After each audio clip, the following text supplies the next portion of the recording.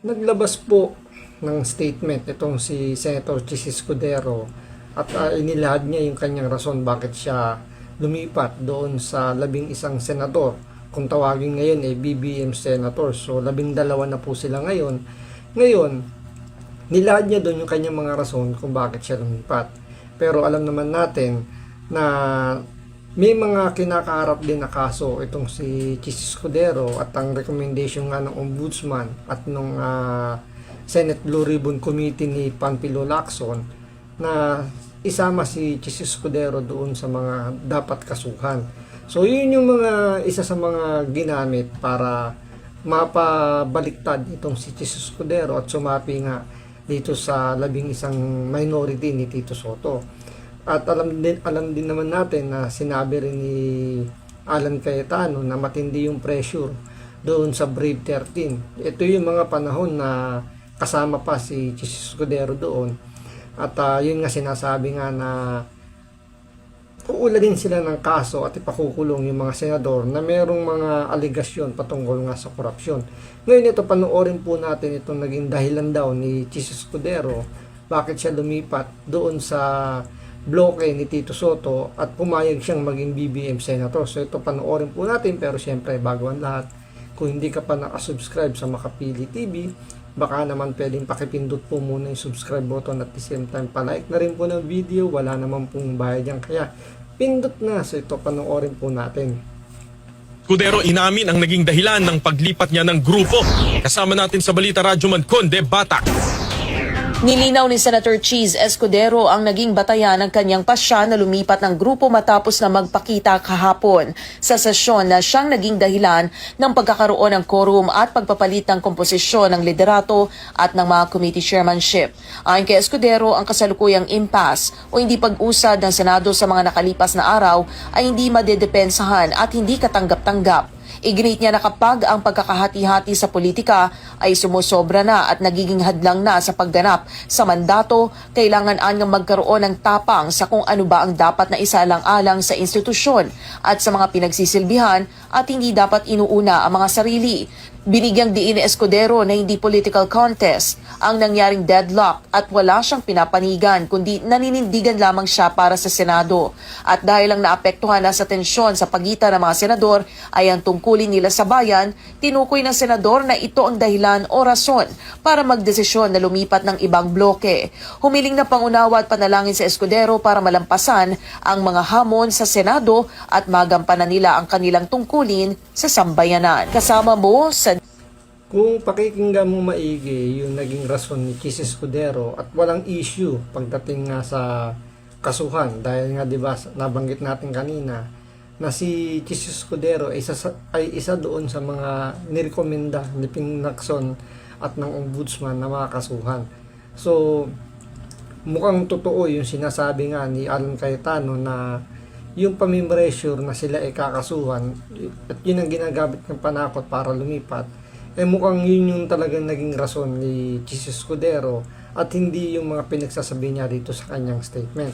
Ngayon, itong mga inilabas ni Chis Escudero na statement nga na yan, mukhang tinabla ni Senate President Alan Cayetano dahil dito inilahad niya na umiyak nga daw itong si Chis Escudero dahil nga nangangamba siya sa kanyang kaligtasan. Dahil nga malaki yung posibilidad na siya magagaya kay Jinggoy Estrada kapag hindi siya lumipat sa minority. So siyempre kung gano'n na mangyayari, kawawa naman si Heart Evangelista, magkakaroon siya ng asawang ex-convict kung tutuusin. Although kung hindi siya maka-convict, 'di ba? Kung hindi ba siya maka-convict, ma-acquit yung kaso. Alam naman natin sa mata ng mga Pilipino, once na ikaw ay nakulong, ang tingin kagad sa'yo, ex-convict.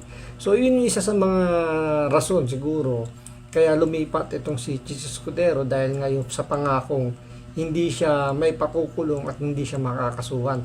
Ngayon ito yung statement naman ni Senator Alan Peter Cayetano kung saan nga tinabla niya yung statement ni Chis Escudero dahil sinasabi niya rito na umiyak daw itong si Senator Chis Escudero at natatakot nga sa kanyang kahihinatnan kung sakasakaling siya ay makukulong. So ito, panoorin po natin naging statement ni Senator Alan Peter Cayetano.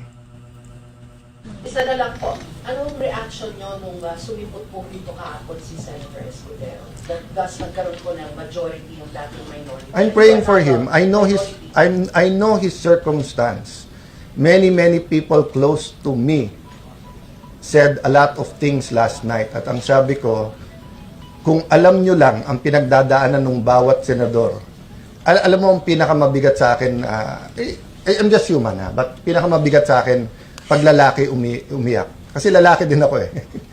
sa buong buhay ko, twice ko lang nakita umiyak dad ko. Nung EDSA Revolution and then one more time. 2 beses ko lang nakita umiyak ang dad ko.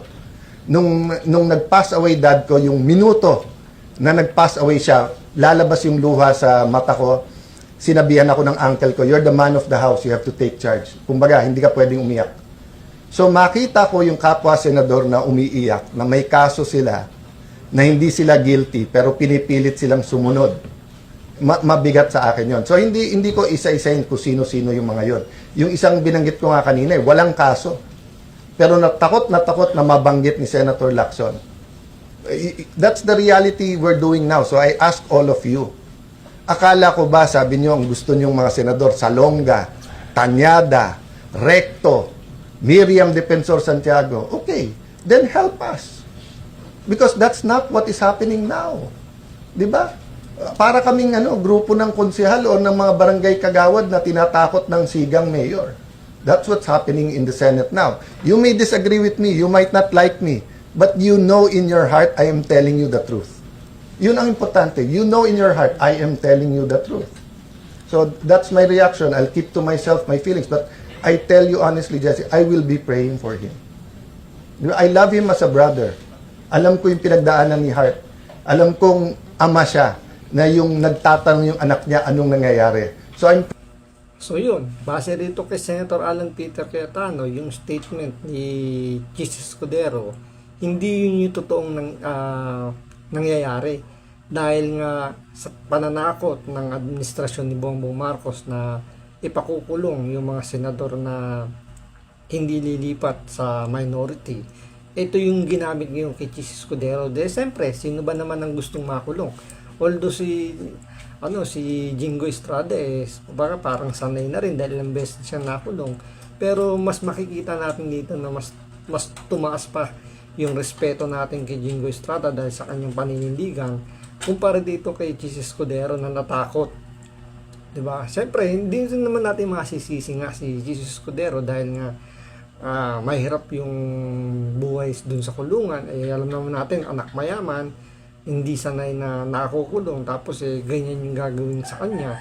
So mabigat sa loob niya na makukulong siya na wala siyang kasalanan. Kaya pinili na lang niya na lumipat na lang sa minority, na umaasa siya na hindi nga masasama yung pangalan niya doon sa ipakukulong ng ombudsman. Ngayon, dito sa sinabi ni Alan Peter Cayetano na umiyak itong si Chis Escudero dahil nga sa takot niya na baka siya makulong, mukhang may katotohanan na may senador na pumunta ng Malacanang at parang ang nangyayari parang nagmamakaawa na wag siyang isama doon sa maipakukulong. Ang tanong, si Senator Chis Escudero kaya yun tinutukoy dito sa video na to kung saan nga courtesy dito sa The Third Floor Studio. Ito, panoorin po nito itong channel na to, napakaganda po nito. At sila ay nagdabas nito na meron nga daw senador na umiiyak na nandoon sa Malacanang at parang nangyayari, parang nagmamakaawa na wag siyang isama doon sa mga may pakukulong. So ito, panoorin po natin at kayo na po ang husga kung sino ba talaga yung tinutukoy nila ritong senador na umiiyak dahil sa takot. Merong isang senador ang kinausap mismo yung ng utak ng sindikato. Pumunta ron sa Malacanang at itong senador na to nag-iiyak. Babae o lalaki yung utak?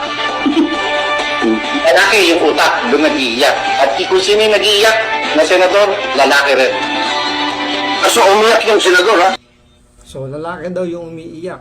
So yung sinasabi ni Senator Alan Cayetano, umiyak si Chis Escudero. So mukhang merong connection yung sinasabi dito na pinatawag sa Malacanang at umiiyak. So hindi lang natin alam kung sino yung senador na yon, pero kung pakikinggan ninyo yung sinabi ni Alan Cayetano at yung sinasabi dito sa The Third Floor Studio, mukhang ang tinutumbok ay si Chis Escudero. Senador, umiyak, nag-iiyak, tinatawag, nag-iiyak kasi itong humahagulhol na senador sa loob ng Palasyo ng Malacanang ay may nakabinbinding kaso at may nakaabang ding arrest warrant laban sa kanya, maliban kay Senador Jinggoy Estrada. So yun, maliban kay Jinggoy, meron din nakaabang na warrant of arrest.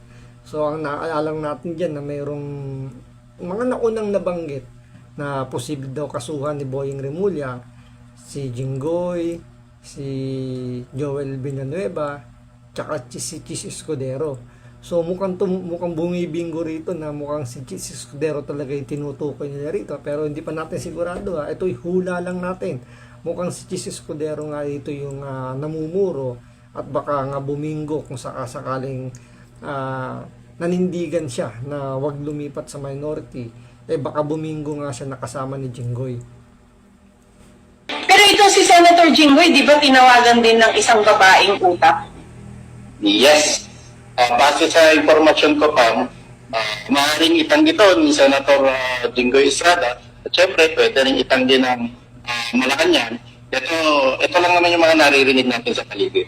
Na di umano, tumawag mismo kay Jinggoy Estrada ang Lisa Araneta Marcos at sinabi tumawid ka na, hindi ka kakasuhan at walang ilalabas na warrant of arrest sa'yo. So yun nga, 'di ba? Dahil hindi nga lumipat itong si Jinggoy Estrada, yun nga, nandun na siya ngayon nakakulong sa sandigan. Itong si Chis Escudero dahil nga tumalon sa minority, ngayon wala siyang kaso at kumbaga makakatulog siya ng mahimbing kasama si Heart Evangelista. So abangan na lang natin kung yung pangako sa kanya kumbaga yung pangako sa kanya na hindi siya ipakukulong matutupad. Yan po yung aabangan natin kasi alam naman natin itong administrasyon ni Bongbong Marcos walang isang salita at puro sinungaling. So hanggang dito lang po muna. Maraming salamat po sa panunood. Ingat po kayo lagi. God bless.